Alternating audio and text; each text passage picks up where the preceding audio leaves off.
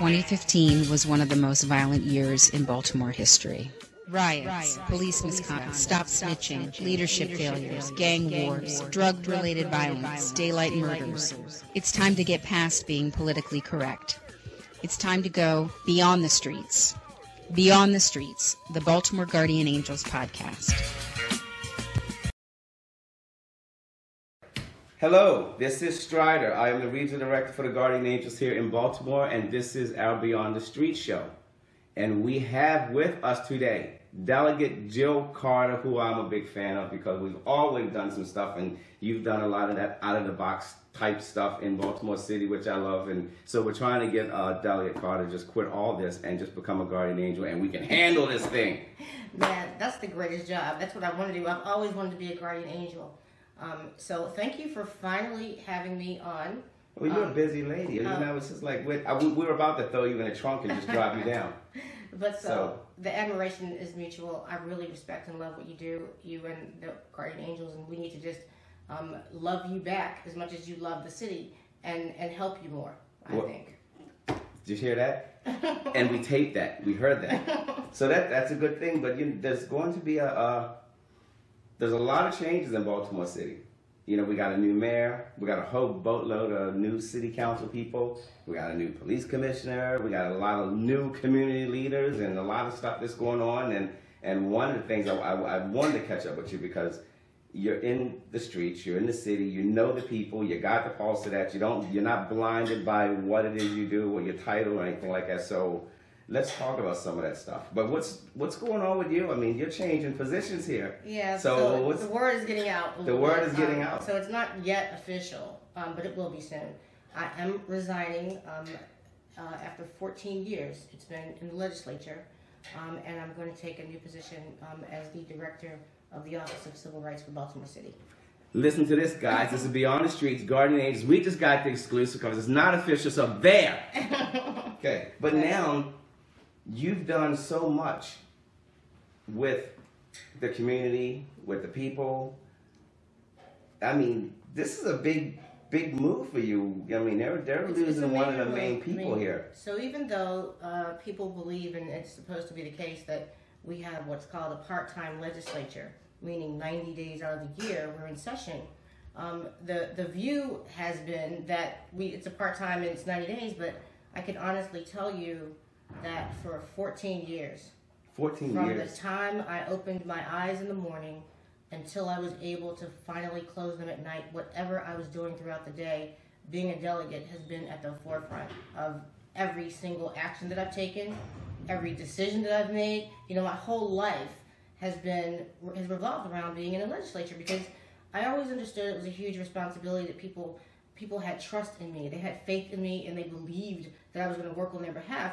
And so if I wasn't doing that, then I felt I wasn't doing my job. And so there's a certain kind of stress, I think, that I've carried. You don't have to carry it, but I believe I carried it like every day because of the responsibility. And then add to that the fact that I was the first person in a very long time, at the time I think I was told 37 years, elected in Baltimore City that was not a part of a political machine, a political establishment, a ticket of any sort. I came in just off the streets, grassroots, and amassed a wonderful campaign that was successful, getting a whole lot of votes, more than anyone else, every time I ran. That was the case. So here's what, though, I was, even though I'm not young now, I was a relatively young woman. I was a relatively young black woman. I was an attorney. I come from a whole civil rights background. And so what I didn't know then, but certainly the message came back to me all the time, was that this was very threatening to the political establishment. My very existence in the legislature has been viewed by the leadership there as a threat. Now, you remember years ago, you and I used to talk a lot off the cuff about stuff like this. And I used to say to you all the time, you know, because like you said, you know, your family has a background for civil rights and working in public service and doing all these things. A Carter, right?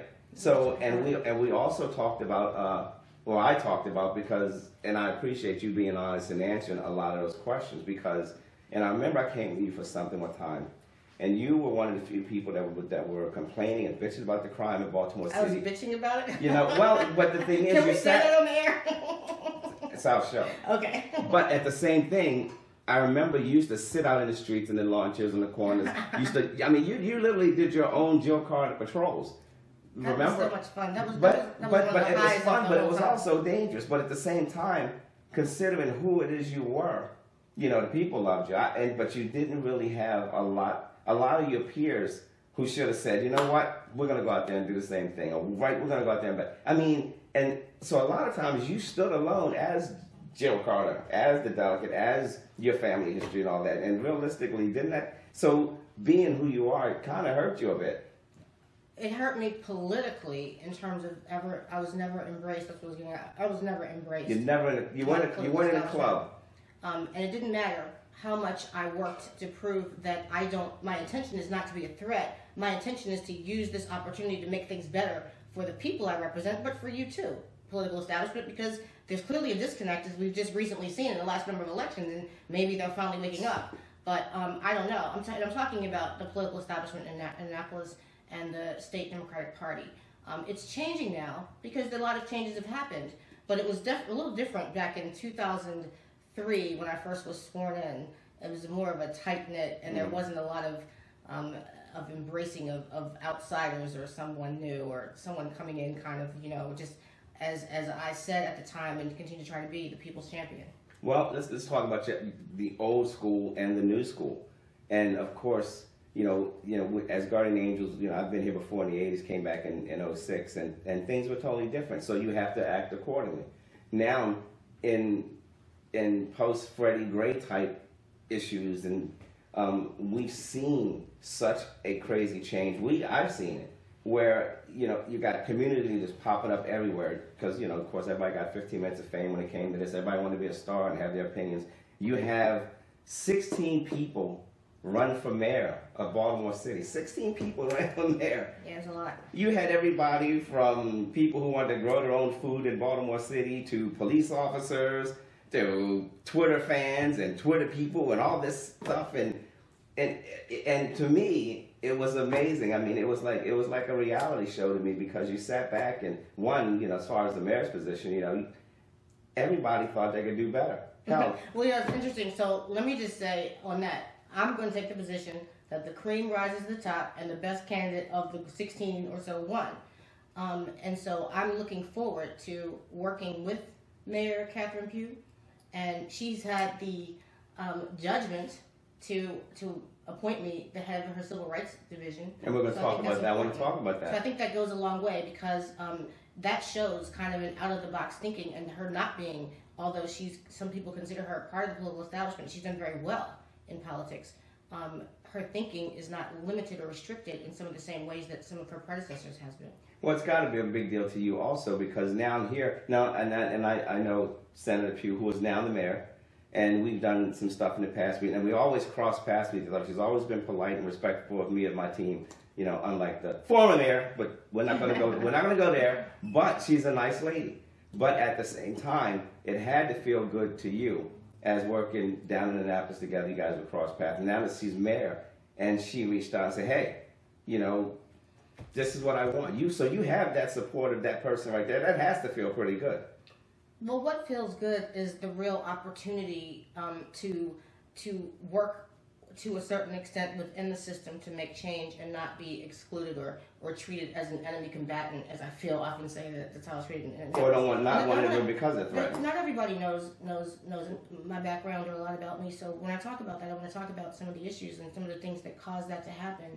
And so in Annapolis, Mayor Pugh, as senator, was one of the few, very few, who did embrace me, work with me on legislation, and had more of a maturity to just realize that there's no permanent friends or enemies. It's all about the issues, and she would work with whoever needed to be worked with. And so basically, I took a lot of the hard issues that nobody wanted to deal with. You know, I took a very hard line on issues such as lead poisoning. And so just to be clear, there is no way I can be Walter Carter's daughter and Joy Carter's daughter and be raised the way that I was raised and go to Annapolis and see that they're sitting on their hands when it comes to lead paint poisoning and not take a strong role. It should have been ended a long time ago, and it could have been. Why wasn't it? Because the political will was not there. Because the Property Owners Association has this incredible stronghold over the legislature. And so the poor little children and poor families that are harmed by this, they have no political weight. The only representation they have is occasionally a grassroots group like it used to be Acorn or some other will pop up and represent their interests. But the trial lawyers that represent them in the civil cases that make money off of them as well, that's the only segment of advocates that they have. And so it's been lopsided, it's been unbalanced. But I think what's so important and what I sought to do with my whole time in Annapolis, and I didn't go there knowing that this was going to be what was going to be needed or what I was going to do. I went there completely thinking, oh, I'm going to champion minority business and things like that. And I get there and I'm like, well, I don't see anybody really standing up for these people the way that they should be. And so I feel like my role became to make sure to humanize the voiceless, the invisible, the people that just didn't have any kind of value before the legislature, to make sure that those people were there, seen, represented at the table.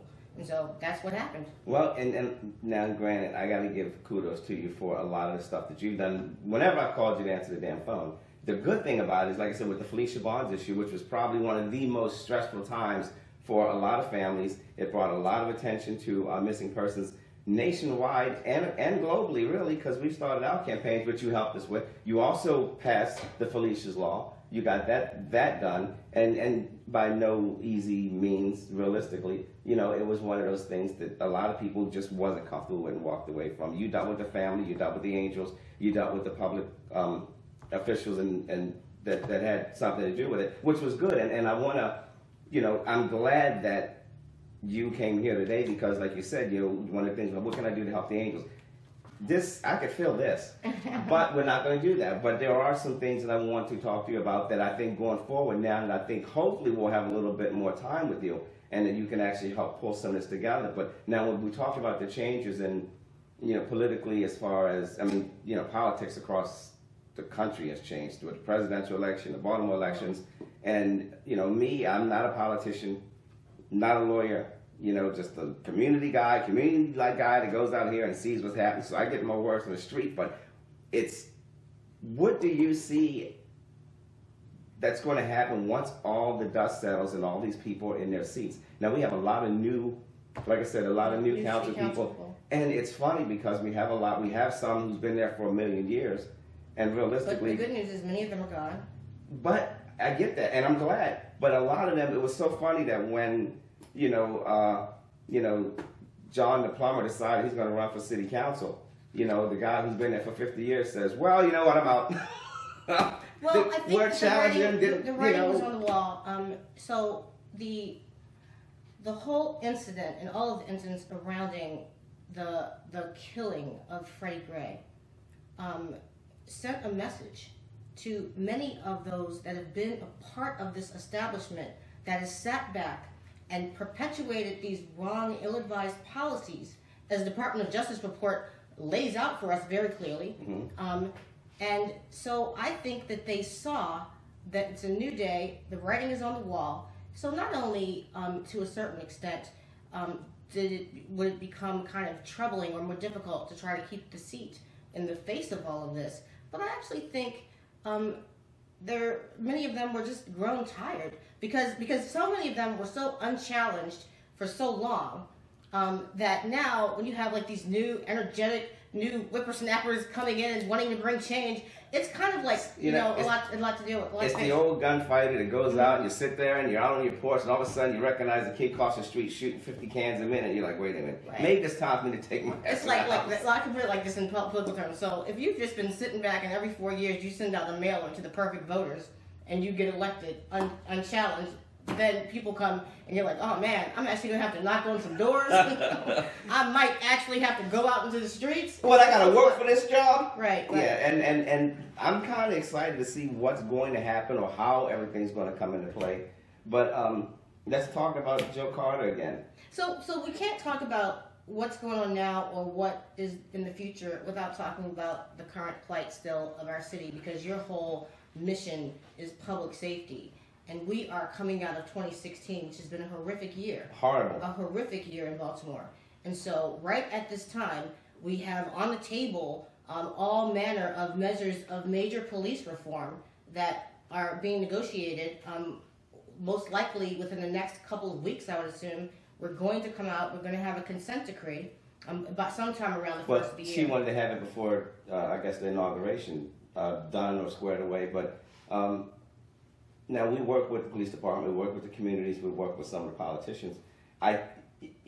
Actually, we went to different cities as guardian angels. We went all the way to West Palm Beach to talk to the state's attorney's office there. And one of the things that most of these people talk about in different guardian angel chapters, the political leaders, like I said, the state's attorney's office, is, you know, how well Baltimore has recovered from what had happened with Freddie Gray. Meaning that, you know, with the riots and the issues and the fighting and the battling within the police department, it could have been that much worse than it is now, and it could have been worse. I'm not really sure what they're measuring. What do they think? Just because people are not rioting in the streets, it's better? No, but you know what? It's easier to keep a riot going than it is to stop one. But I think that that's not right. Now I think there's promise of a better day, but we haven't found that. We're not even close to that yet.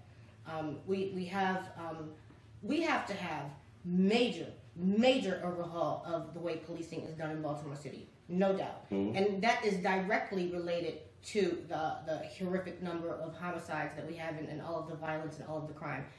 That's not the only thing, because we know that all the conditions that create the conditions on the streets and in the streets that people are in, with no opportunities and just horrible schools, horrible neighborhoods, no resources in neighborhoods, all the conditions that politics and politicians have created in these neighborhoods in Baltimore City that are the worst. Add that to a completely disconnected, inept police department. And be clear, because people always like to say it, nobody's talking about individual officers, except for some of the command staff, except for some of the long-standing command staff that is directly responsible for a lot of these problems. But no one's talking about police officers that all 99% go into the department with goodwill and a desire to serve. But they get in there and from first of all, from hiring practices, from not hiring people in the city, not hiring black people in the city, not having enough community outreach in the city, being too afraid or having too much hatred to get to know people in neighborhoods, so that you can serve them better. But do you think any of that is changing now? See, I think it's on the table. I think, first of all, with or without a consent decree, I think that the political will is now there to do something. And I think that, and I agree. Now, also, like I said, I'm not in the political offices. You know, we are in the streets. We work a lot with the police department, especially now that Bats is gone. You know, glad to see that one. But glad that he's gone. But what my issue, what I found out to me, is I think that with the Baltimore City Police Speaker Series that they put on, I think they're doing more outreach now. I mean, Bill Feld I thought was pretty decent. He was a people person. On the cusp. But they're on the cusp of but the ball's rolling. But my question to you, more cameras and again, the idea of better civilian oversight, which I hope to have rolling. Where does the community take responsibility when it comes to this? Because, like you said, granted, you can always say, well, there's no place for the kids to go, there's nothing for us to do, there's no jobs, there's no this. That's fine, that's all in dandy. I didn't have any of this stuff when I was little. I started working when I was 14. But, granted, at some point, there is a responsibility for parents and to communities and kids to know right from wrong. Case in point, we just seen a little boy who was just shot in the head because he tried to carjack somebody with a fake gun. But kids do what adults do. Kids do what they live to their expectations and not beyond. And so if the city leadership had no expectation that Freddie Gray and his ilk were going to ever be anything more than on the corner, lead poisoned, inadequate education, horrific, filthy, nasty neighborhoods where the economic engine is drug trade. And this was allowed to go on because, let's be clear, it can't happen without political will to allow it to happen. It can't. It's not possible to happen. Right, but at the same time, you have the political will that's going on, and you got to fix it. There's no doubt. It's like a chair can't stand with at least two legs. But where does the responsibility go? Now, I grew up in Baltimore City on Carey Street. On the people that are elected and appointed to. But also, what about the parents and the people who live in the house who have these kids, who say to them, you know what? I know you're kind of bored today, but don't carjack anybody with a fake gun. Or don't go rob a liquor store. Don't go burn down a seat. I mean, but at the same time... So I think I see what you're getting at. So first of all, I do think that people in community... First of all, there are plenty of people in communities that are doing these things, that are trying to do the right thing. And what I think needs to happen is that those people need to be better and further identified. Because if you have all these great community leaders that identify and relate with children and do positive things to get them off the street, but nobody in the police department or nobody in the mayor's office has any idea who they are, then there's a disconnect there. And I think we have to kind of pool the resources and identify the good people. And part of the problem with the police department is they haven't been able to do it. Now, I mean, I think too, I've always had kind of an issue with when people that are in positions of power go and talk about parental responsibility. The reason I think it, of course, in an ideal world, we want to say, okay, parents, take care, do everything right by your children. But if you're talking about third generation lead poisoned and drug addicted people sometimes, you're talking about 40% of these children that aren't living in homes with their parents. They're either under the jurisdiction of the Department of Social Services, or they're living with a third-party placement or foster care, something like that. So that's very common. It's more common than people realize. Yeah, because I know. Parents, I know. You might go blocks, you won't find an actual parent sometimes. But now you're still talking about something that may be true, but has not yet been acknowledged and or identified. So therefore, if somebody comes running up here and busts out all these windows, we're going to holy smoke, somebody just busts out the windows, we're going to call the police, we're going to get them locked up and go through all that. Then you'll sit back and say, well, you know what, we tested and found out this guy's got lead poison in his system. After the fact. But, these problems, and even if you got to stop it all. Mental illness is becoming more popular than Gatorade. It's an issue. No, see, I don't even believe in that. So, first of all, you're the guardian angels. So if somebody bursts these windows, I think you can handle it a different way. But when I was a child, two things happened. I know. People, I'm not going to go back and say, oh, the 60s was so beautiful. But hey, I was born in the 60s but too, not okay? everything that happened there couldn't. We need some of that today. One of the things was I was riding my bike and I went inside for lunch and we threw the bikes by the porch, and then it was a summer day and my friend and I were eating lunch. We were just kids, 7, 8 years old. No, even younger, because my dad died when I was 7, so I had to be even younger than that. And someone comes running in the screen, the door's not locked or anything, we never locked the doors, and said, somebody's riding off with your bike. I think it was another kid in the neighborhood.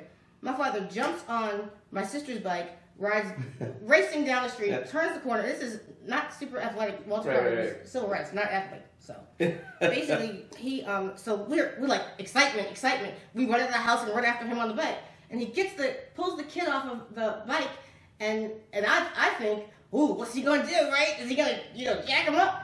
And he says, "What's your name, son? Who are your parents? Where do you live? What would your parents think of you if you did this?" So my point is that when you see young people acting out, the response shouldn't always be lock them up, put them in the system, get to the root of what is causing them to do what they're doing.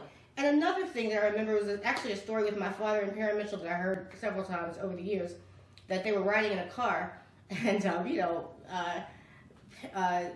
some kid threw rocks at the window and said something, cursed him out, threatened him or something.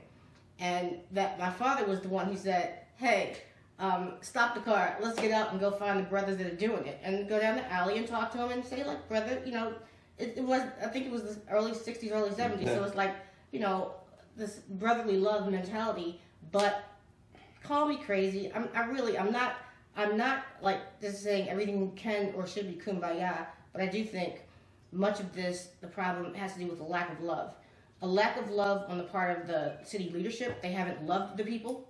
They haven't. They've been a nuisance annoyance, stay out of sight as long as you stay away from the harbor and Harbor East and Canton. You think about a lot of them, we don't have to do anything for you. You don't have to be but just keep out of sight or you're going to go to jail. Well, you don't have to be in sight if you're going to win your election just by knowing you're going to be there all the time. But at the same time, you look at the days of the 60s. Go back and look at the old photographs of the 60s and maybe the early 70s.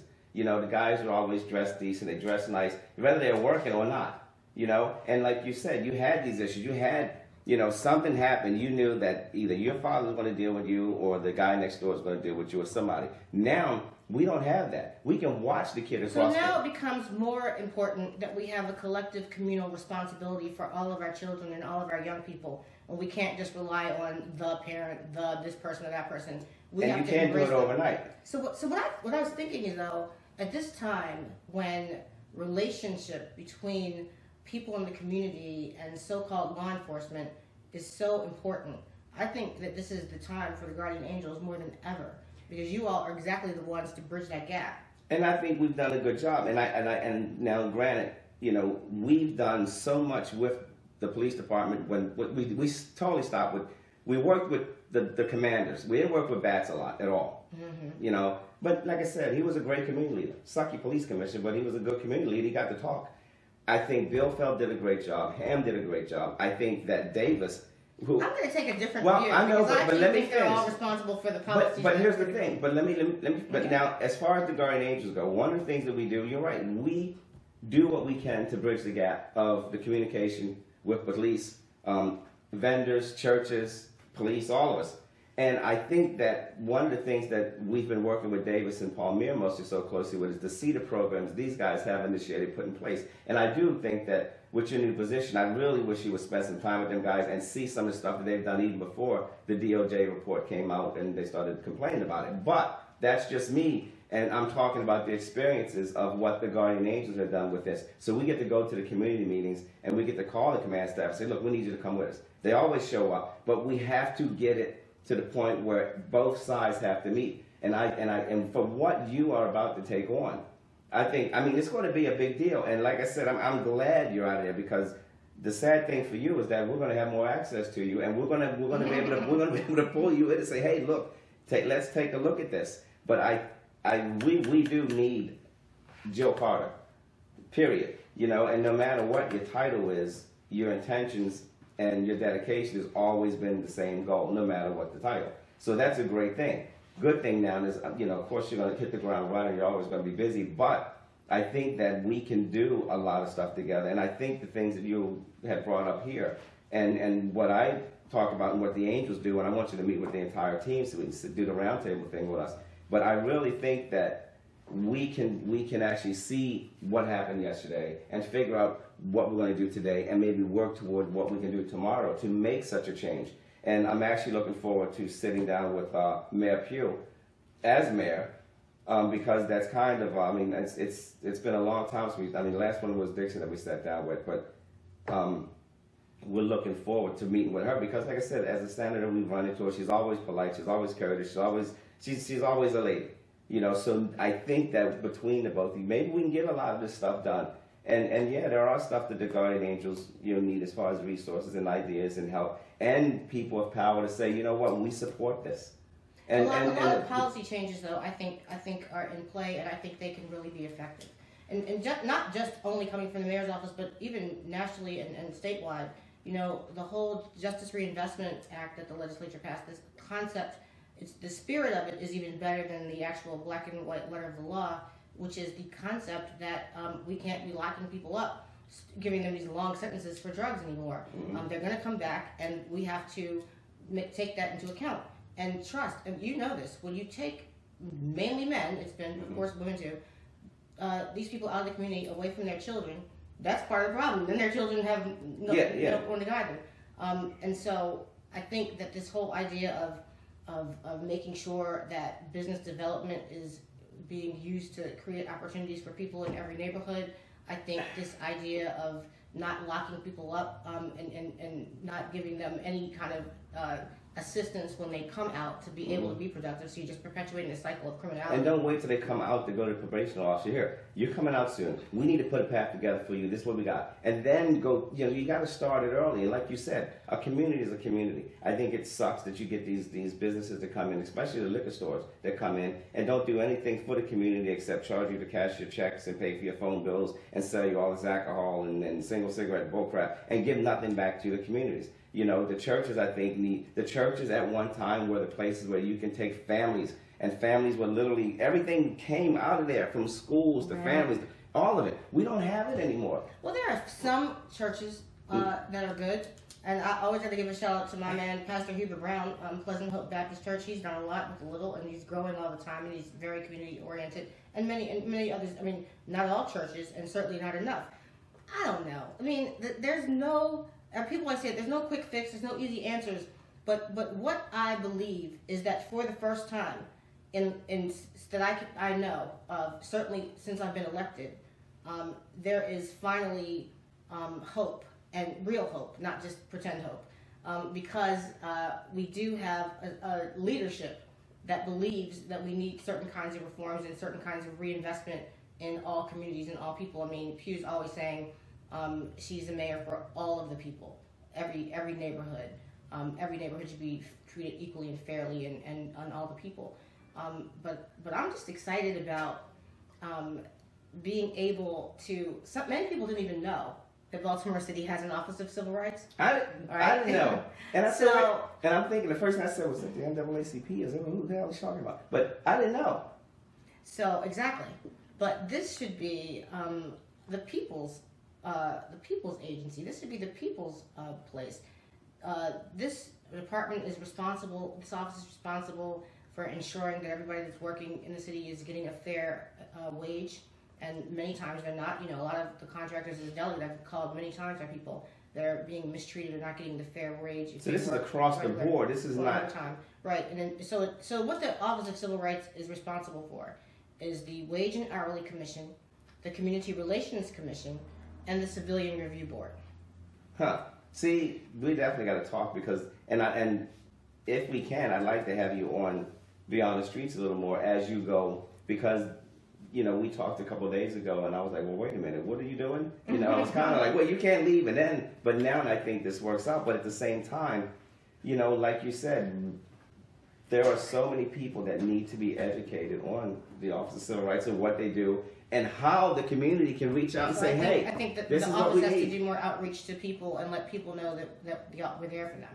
And that's what I hope to do, is really bring it to the people. Well, we are part of the people, and if there's something we can do for you to help, because, one of the best things I like, other than the patrols and all that other stuff the angels do, is to go out and spread awareness and education, because once you do that, now people know, that's how that works. They go, I got it now. But if you educate and you spread awareness, things just get so much easier and so much better to understand. So that's what we need this also. So, like I said, we'll throw you in the trunk and drag you here if we have to, but we need you here. You don't have to do that. Absolutely. And I want to go out. I've always wanted to. I have more time now. I want to go out in the streets with you. I want to train. I want to be an angel. I've always wanted to be a guardian angel since I was a child. But we've been talking about so much. It's so difficult to stay for so many years. So many things to talk about. But I want to just briefly go back to Felicia's law, because you were talking about it. Everybody doesn't know what it is. You did the groundwork and the street work and really came out in the search efforts for Felicia Barnes. And so much of what was going on sent a message to me that we need some kind of legislation to address this issue. And again, my whole belief that my role was to humanize our people. Mm-hmm. Young, teenage, straight-A student, black girl goes missing. We didn't have any laws named after anyone like Felicia Barnes. And so I wanted to make sure that, since someone that I know always talks about, I don't think there's been any laws on the books since the Atlanta children were gone missing. That's right. That's right. So this is like really an important step. And I don't think that we've done enough to expand it and to get it to be used as a model. And so what I want you to help me do is educate and expand the spirit of Felicia's law.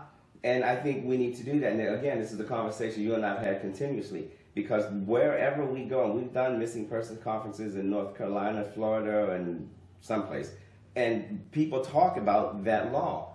And like you and I have talked about, okay, now what we'd like to do is take that law and move forward and actually put this thing into effect 100%. And the Guardian Angels are more than happy to help you with that, or even take the lead. And because we want to spread this from, now remember, from not just Baltimore Guardian Angels, you know, the New York Guardian Angels, the chapters around the world. This is a big deal that you've done here, because with that, we've gotten so many hits and calls. I get calls from different countries about children of color who are missing. And, you know, every 2,300 people go missing a day, and every 40 seconds a child is missing. It's a big deal. And one of the things that was always a struggle for me in the legislature, to be honest with you, is my fear that I might not be able to be effective because the establishment didn't like me, and they never would help me with anything, which is fine. But I never wanted to be hurtful to people, because like I'm the poison pill that destroys something. If that's the case, then I shouldn't be there, because I'm not effective no matter what my heart's desire is. But I really believe that even though we got Felicia's law passed, which was a major accomplishment, it was a big deal. The promotion of it has been very limited because it was my bill. Had this been another legislator's bill that the leadership liked, and that they had great relationships with the press and all that, this would have been something that more people know about, and I think there would be more pressure on the current police, the division within the police department, to do more. And I think that, you know, that's a part of the problem. But I think that, and realistically, I think that it's not too late to throw any of that stuff in effect, because we're actually, you know, one of my assistant regional director, Crush, actually went to Texas last year for our 4th annual Honk for the Missing campaign and spoke to the people down there. We had hundreds of people that showed up there for the Honk for the Missing. Yeah. So, and we're actually supposed to go back there in March and meet with them. So what you've done triggered something. And you know, through the vessel of the Guardian Angels, we've been able to help build on that. So yeah, we have a lot to do. You're not to mention the fact that we just started working with the police department on a mental illness issue, which is a lot of stuff that you got to go. And actually, I was supposed to send you the link, and I didn't do it. I will send you that. But and the good thing about that is the founder of the Guardian Angels is involved. The police commissioner backs it up 100%. And Kirk, you know, this is something that we again can duplicate and finally can bring awareness to. So we've got a lot to do, and these are all. So we're kind of like-minded on the strong issues of what we need to kind of put in place to help fix our future. Yeah. We have a lot of work to do, but the good news is we got the ability to get it done. And let's get it done. And the desire. I mean, we have the desire coupled with the ability. And so I believe and will do my best to participate in better days ahead for Baltimore and for all of the forgotten. My passion is for the forgotten people, because no one else has, because they're forgotten, and they need advocacy more than anyone else does. And they do, and they have it. So now, you heard it straight here from Delegate Jill Carter. What do I start calling you now? Oh my gosh, I know there'll be no more Delegate Jill B. Carter. I'm going to miss that. I'm going to miss the people. I will not miss the climate of the legislature. I won't miss that one bit. But what I will miss is the camaraderie with people. But I think that can continue in a different way in my new role. So I'm still excited about, you know, that. But, you know, it's been nice, the love that I've gotten from people that knew what I was trying to do. Well, I tell you what, we can't thank you enough, and we're going to call you whatever, Princess Carter, whatever. No. But we appreciate everything. Director Carter, you heard it here first, okay? So take that. We got it, right? Yes. This is our exclusive. But at the same time, we will talk to you again. We're going to have you back, and we'll talk about, I guess, right after you start, you know, what was that like for you? You know, because, you know, you're still going to get 50 trillion phone calls from all the people that want Nobody's going to know when they see me out that I'm not in the legislature anymore, and they're going to start coming up to me, Delegate Carter, I've been trying to call you. I'm like, no. Have you seen Beyond the Streets? right. So this is great, and I can't thank you enough. And I wish you all the best of luck. And I know that together with the Guardian Angels and with your help now, especially with that, and we're looking forward to being educated on what the Office of Civil Rights does, and your help in us going forward, because there are so many things that we got to address. So I cannot thank you enough. former Delegate Jill Carter, right here on Beyond the Streets. We got a lot of work to do, and we will talk to her again. And if you have questions or concerns, or you want to talk to her, contact us at Baltimore Guardian Angels, and we will reach out to former Delegate Carter, and we'll have her back here. And we're going to do a live feed. Would you come back for the live feed with us? Absolutely. There you go. So, and you can ask your own questions. So how's that? So this is Strider for Beyond the Streets, the Guardian Angels. Jill Carter, thank you. See you next time. Thank you.